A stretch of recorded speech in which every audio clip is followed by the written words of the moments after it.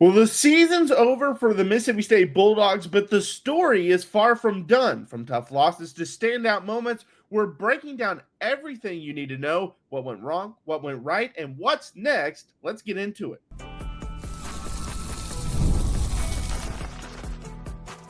You are Locked On Mississippi State, your daily podcast on the Mississippi State Bulldogs, part of the Locked On Podcast Network, your team every day. Thanks for making Locked On Mississippi State your first listen every single day. Part of the Locked On Podcast Network, your team every day. This episode is brought to you by Monarch Money. Take control of your finances with Monarch Money. Use code LOCKEDONCollege at monarchmoney.com for 50% off your first year. I'm Jaron, Spor, National College Football writer at Athlon Sports. That's Landon McBride. We've got a packed show for you today. We're going to break down the Mississippi State Bulldogs falling in the regional final. Then we'll also kind of give an update on what we think will happen with the coaching search. And then we'll, of course, end with our top dog of the week like we do every Monday. There might be a surprise, maybe no surprises for some of you that especially watched out through the regional. But let's start out with the regional performance. So we started off with the Northeastern game. And the first round against Northeastern. Yeah, the first one. 27 game win streak for Northeastern, and you blast them 11-2. Yep. Just smoke them.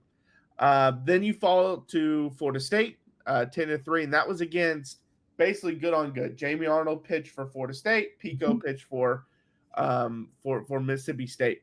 Then you come back and beat Northeastern 3-2. We'll get into that big time because that was almost a disaster of a bullpen blow there at the end. Then you fall to Florida State in a game you kind of controlled for much of it, but kind of blew it late. But overall, what's your takeaway from the regional? It's kind of what we expected, really. I mean, bullpen game actually worked game one. I was concerned it wouldn't, but it did. Ben Davis pitched great. Bats were solid. You know, they had some very good moments. Sometimes they kind of went quiet, but I mean, it was Jamie Arnold. Of course, they're going to when he was dealing like he was in that game. But it was a pretty good showing, but just how it ended was just kind of depressing the way it wrapped up. Yeah, and you said the bullpen game worked and you weren't sure it would. But if you remember, one of our question marks that we had as to why it wouldn't work wasn't necessarily for that game. It was for the games in the future. And that reared its ugly head the second time against Northeastern, and especially in the Florida State game the second time as well. Now, I think part of it is they're just not a deep staff in general. And we talked about that all year. It's not a great roster. And that's why I wanted to hesitate anyone that thought, okay, maybe they can go on this magical run. It was just like, from a pitching standpoint, they just don't have it. And on top of that, Pico wasn't playing well at the end. No, that's really what killed you with the bullpen game. Yes. Was only getting 3 2/3 out of him. If he could have given you 6 or 7, then the bullpen game really would have worked. But getting not even 4 innings out of the guy who's supposed to be your ace, that kills you in this situation. Which he struggled down the stretch. And I get, like, hey, he's pitched more innings than he's ever pitched in his career. And so I saw some people say, well, he's wearing down at the end of the season. Okay, I understand that. But on the flip side, he hadn't pitched in 16 days. And some of that could have been the problem, a little bit of rust. It could have been some rust. But I think – but he wasn't pitching great before then. And then he didn't pitch great afterwards. I just think he just some of it was some things they started figuring out. Some of it was probably fatigue. Some of it was probably like I think there's a bunch of things that went into it. Some of it is just Florida State's a good team. You know, I mean, that's the easy answer. We saw a lot of upsets this weekend too. So I mean, number one Vanderbilt went out. You know, and I will say this real quick because we're going to get into the coaching topic, but we kind of criticized Brian O'Connor's team for not making the tournament, and we said, Wozakowski is the guy we want. He got bounced right off the bat, and he was they hosted their regional, and they got bounced.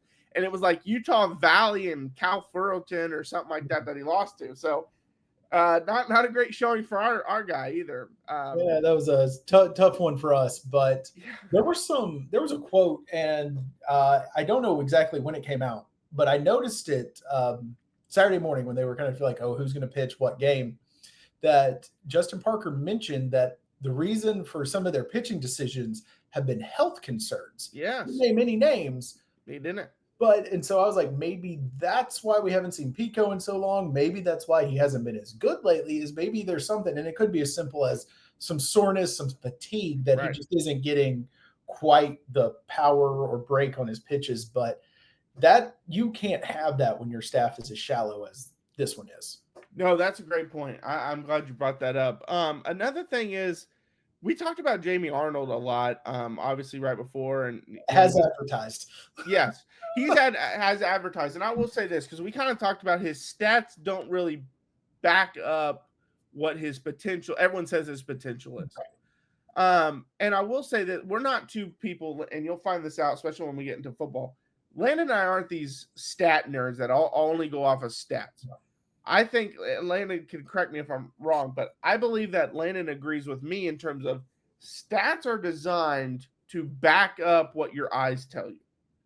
And so if your eyes are telling you, hey, this guy isn't any good, but the stats are telling you, no, he's actually really good, then you have to start questioning what your eyes are telling you.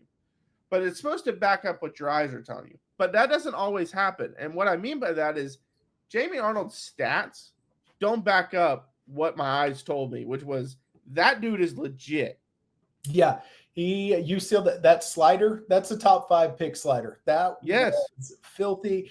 And you're right, especially now with the advanced stats and as many stats as we have, you can find whatever your argument is, you can find stats to back up your argument. Yes. So in this day and age, we have so many stats have almost become meaningless. So yes, he was awesome in that game. I think it was 13 strikeouts in 7 innings. I mean, that was unreal. He dominated. No, he was unreal in that game. But again, thought it would happen.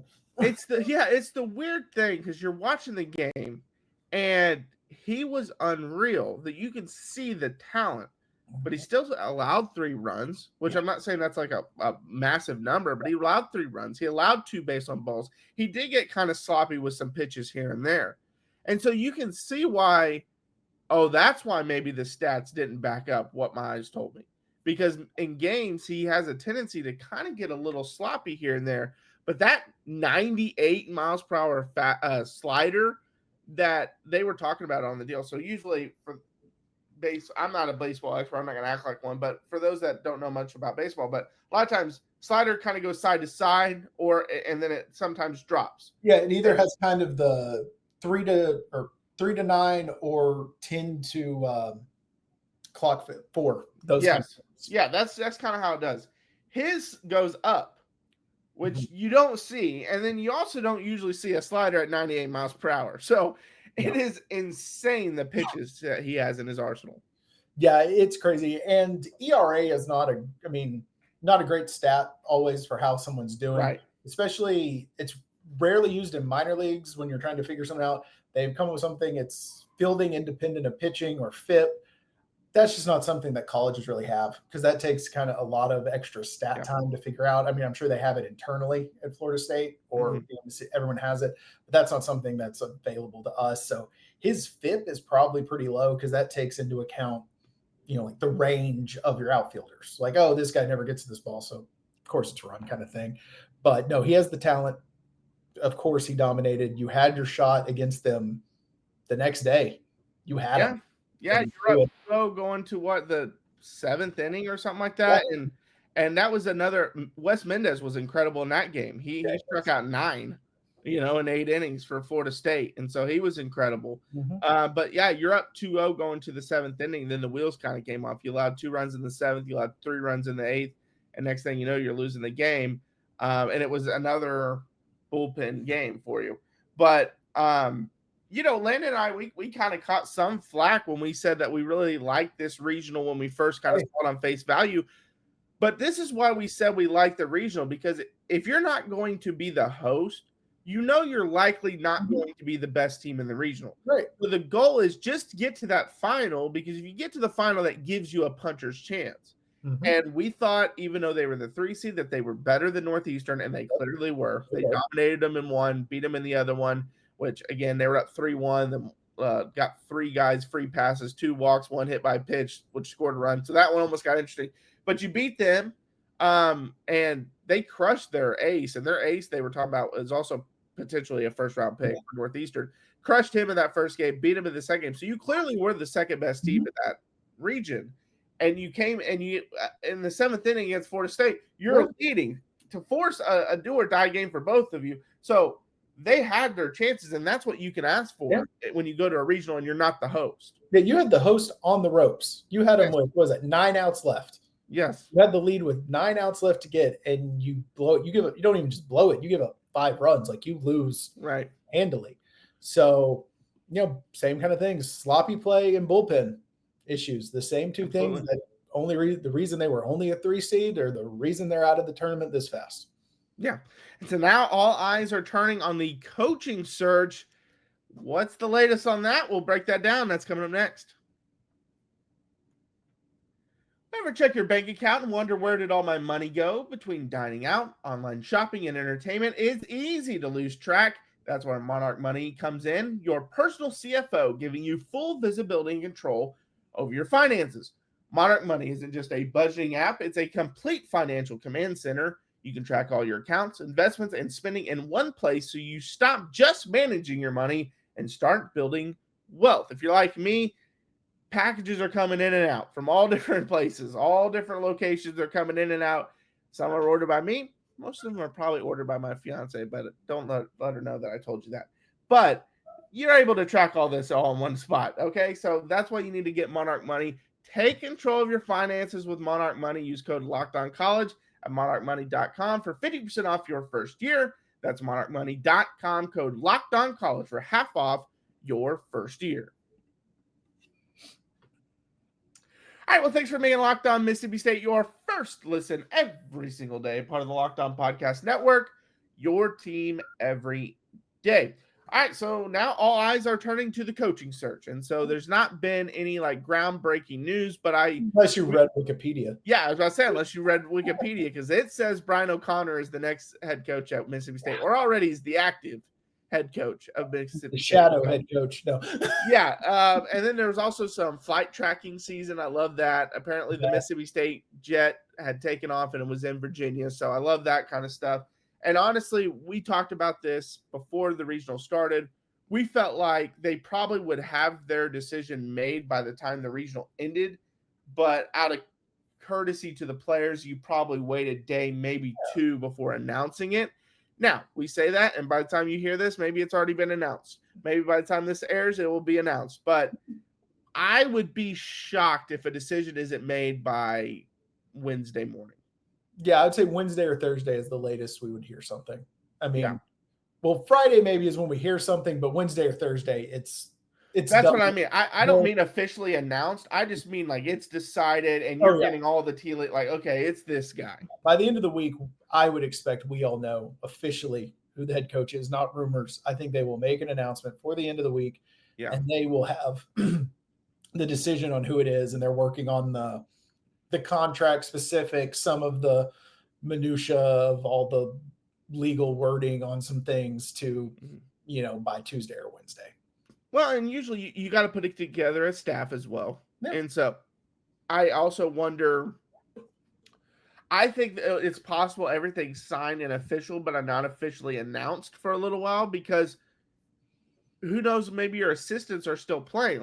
For example, Wake Forest's pitching coach has been rumored as a guy that would be coming with Brian O'Connor if he was announced.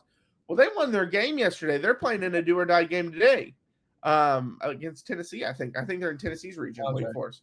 And so maybe they don't announce it today to kind of out of respect for him. And then if he wins, now he's in a super regional, so then it kind of gets tricky there. Maybe they just don't end up announcing that. Yeah, you just announce the head coach and positions as they come. But that could be something reason why they wait to announce the deal until later this week. But like you said, I think Friday official announcement will happen before Friday. I think you'll probably know though by Wednesday.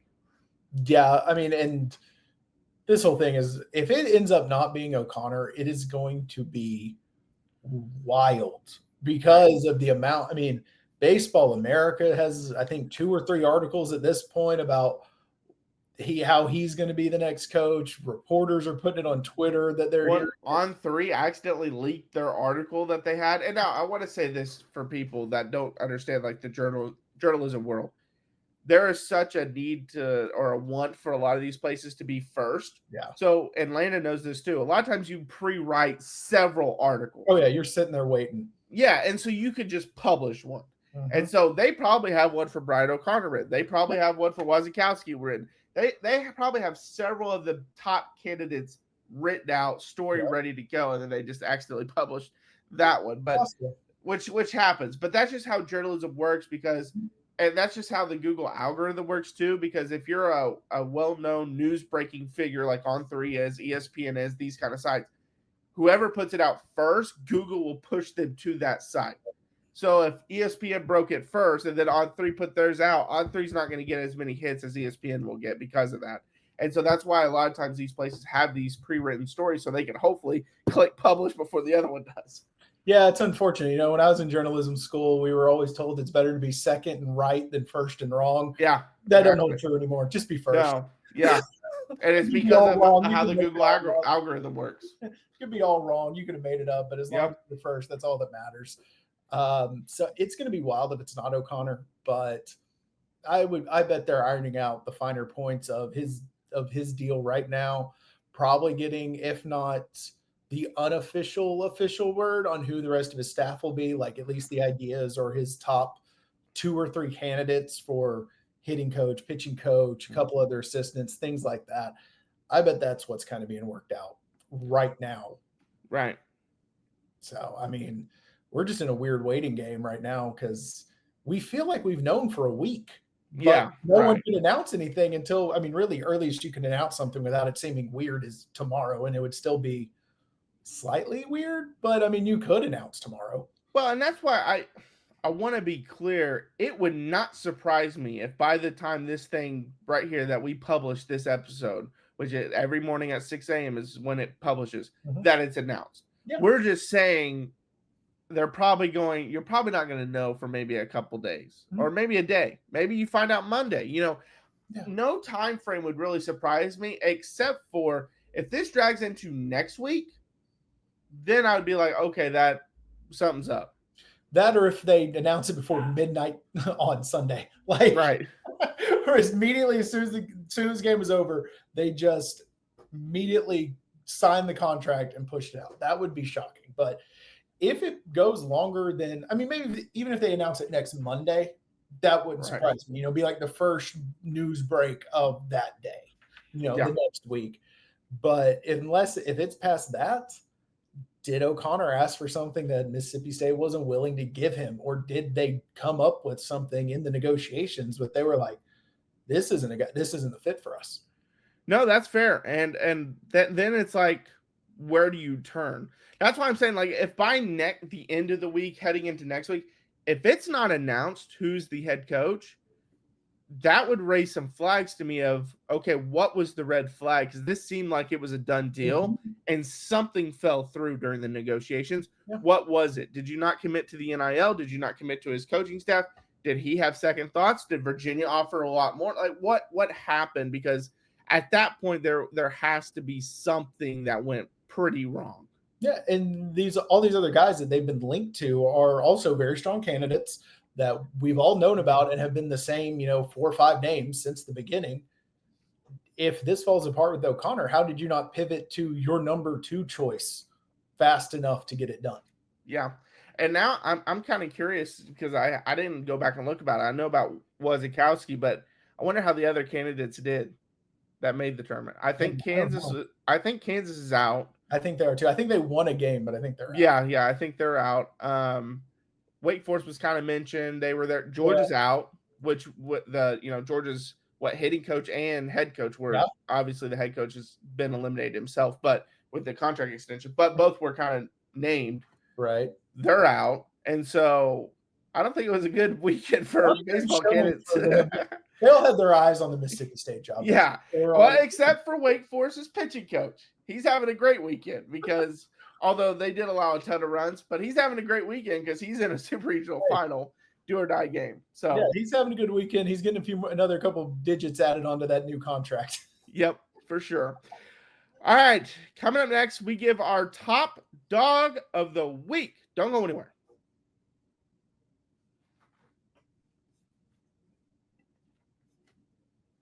All right, well, thanks for making Locked On Mississippi State your first listen every single day, part of the Locked On Podcast Network, your team every day. All right, Landon, top dog of the week. Who is it? I'm going to go with Hunter Hines. A little bit of this is just a little nod to the end of his career. He added another home run, so now he has 70 for his career, being number one on the list. Awesome way to wrap it up. And, had 5 RBIs over the weekend. So he paced the offense and capped off a great career. You wish it could have ended a little bit differently, but I mean, he did just about all he could. I like that answer a lot. There were some players I consider. Noah Sullivan had a really good weekend. Got tossed in the final game. So that was a crazy inning. So Sullivan gets tossed. Then right after that, Hines strikes out too, and both of them were terrible strike 3 calls. And I thought he got tossed because he was walking, saying something, and the guy tossed him. But it was actually Gastro that got tossed, not Hines. But I'm going to. And again, I'm not someone that likes to give, courtesy medals or awards, but just the job Justin Parker did after taking over, I want to give him some recognition for that, because this team was down in the dumps. It did not look like a regional was in there. In the water. Yeah, they were dead in the water. It did not look like a regional was in sight. And he was a problem too. I don't want to act like he wasn't a problem. But they end the season going 9-1. Then they obviously the regular season going 9-1. I think obviously quick out in the A&M series, but you beat the number 2 team in the regional twice, and you had Florida State on the ropes in the regional final. The way he rallied this team and the way the team rallied around him was very impressive. And it sucks he's likely not going to be here next year. That's assuming they get Wake Forest's pitching coach if he comes with them. But I guess that would also depend on if O'Connor for sure gets a job, because I haven't really heard that guy linked to Mississippi State if someone else got the job. So we'll see what happens there. Maybe Parker does end up staying, but I would venture to guess as of now he's probably not back next year. And so that kind of sucks, because you could tell he really loved Mississippi State, and just the way he rallied the team, he deserves some recognition for that. Yeah, he does. I thought about that too, just because he did such a good job as the interim. That's a tough position to be in, especially when obviously the fan base had completely turned on Lemonis, but the calls for Parker's job may have actually been louder, because Lemonis you could be like, oh, he won a title, but Parker's he's a pitching coach. It's not going well. And the fact that he was the one who was promoted, and then they go on the run and actually had hope, not just in the series, but going into this, you're like, wow, this team could make a run, and actually showed they almost got through the regional. I mean, he did a fantastic job. Yeah. And it does suck that everyone is known from the beginning, he's gone. That's got to be a tough position to put himself in too, just going in every day to work, knowing no matter what I do, I don't have this job. But that's why you do what he did, which was you have nothing to lose. You're likely not going to be on this staff next year. You're not likely going to be promoted to full-time head coach. No. So go out swinging. And I will say, you either go out swinging or you just go out disaster route, not giving a crap in the world, and it just whatever happens. And I respect the ones that show fight, and he definitely showed fight. His team showed fight, and so they showed pride in being a Mississippi State baseball player and a baseball coach. They showed pride in wearing that uniform, and all those that wore the uniform before them. And so that much respect. Again, I don't like giving out, medals, participation trophies, because at Mississippi State, it's about getting to the it's about getting to the College World Series. It's about actually being competitive, and they were not this year. But I do respect teams that go out like that. Yeah, he did a very good job. And what we saw over the last month or so that he was in charge, it made you excited for the guys who, assuming they stay, that have eligibility. I mean, you got a few more pitchers, another bat. I mean, this team could be scary. I mean, if you're putting, like we've talked about, a weak, well, not weak, but shallow staff, not a great bullpen, you add some depth to that, this team's a real threat. Yeah. Got to keep Ace Reese. And I know he ended his hitting streak and kind of struggle, especially early on, but you got to keep Ace Reese. You got to keep him Yeah. involved. All right, well, thanks for making Locked On Mississippi State your first listen today. For your second listen, check out The Portal Show. Brian Smith has the latest rumors, portal entries, and signings. Be the most informed fan on the rapid changes to the college football landscape. Find The Portal on YouTube or wherever you listen to your podcast. All right, that's going to do it for us. I'm Jaron. Check out my work on Athlon Sports. That's Landon. Follow us, Locked On Mississippi State. We're on Twitter, Instagram, YouTube, and TikTok. We post daily videos Monday through Friday. Check those out. We also post a question every day on YouTube. We love your response and feedback on that.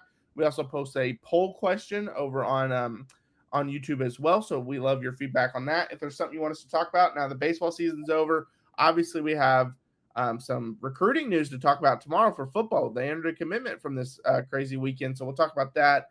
But if there's something you want us to talk about this weekend or this week, let us know in the comments. And until next time, Hail State.